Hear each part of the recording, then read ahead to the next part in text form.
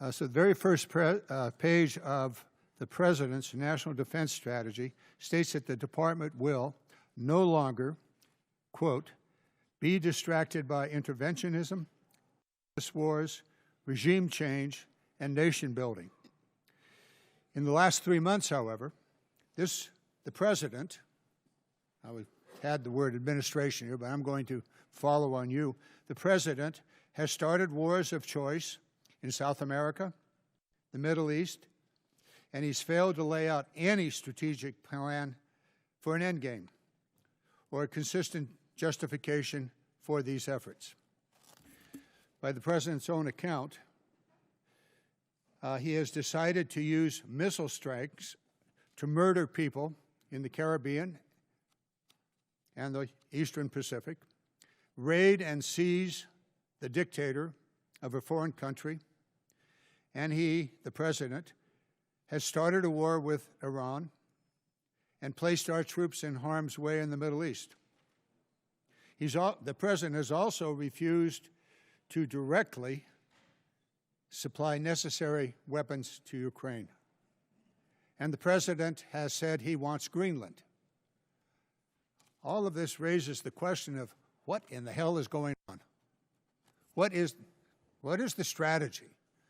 What is the purpose of all of this? The President also said that on day one he would be a dictator. He didn't say when he would end his dictatorship. But for those of us that have observed the President and his policies and his rather wild strategies, it appears as though this dictatorship's not going to end. And you're here basically carrying the President's water and trying to answer the questions that this committee has raised.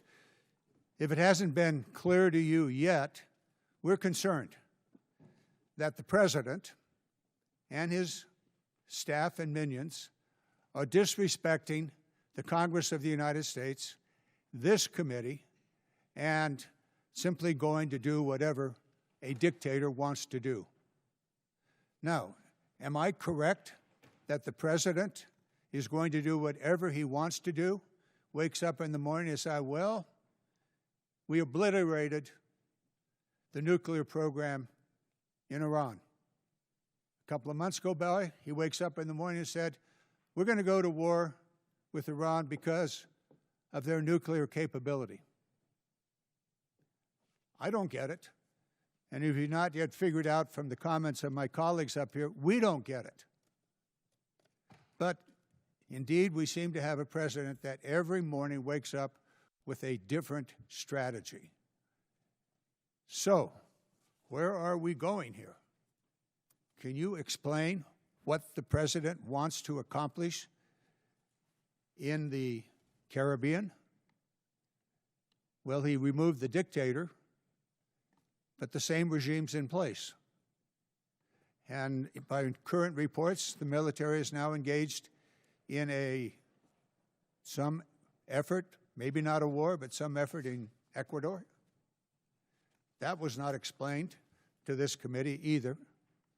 So what's going on here? Do you, a representative of the President, understand the Constitution? The Constitution gives the Congress of the United States the sole power to wage war. We can debate what the authorization to use force is all about. So please explain to me in the next 30 seconds, what in the hell is this President doing? I'm honored to be here as a representative of the President and to explain that I do think he's advancing American interests and putting them first. In the case of the Caribbean, he's going after narco-terrorists have been directly contributing to the deaths of hundreds of thousands of Americans.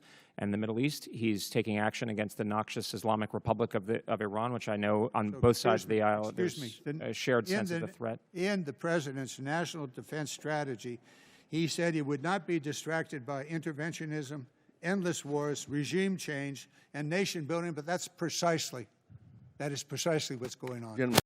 Support journalism you trust. Support PBS News. Donate now, or even better, start a monthly contribution today.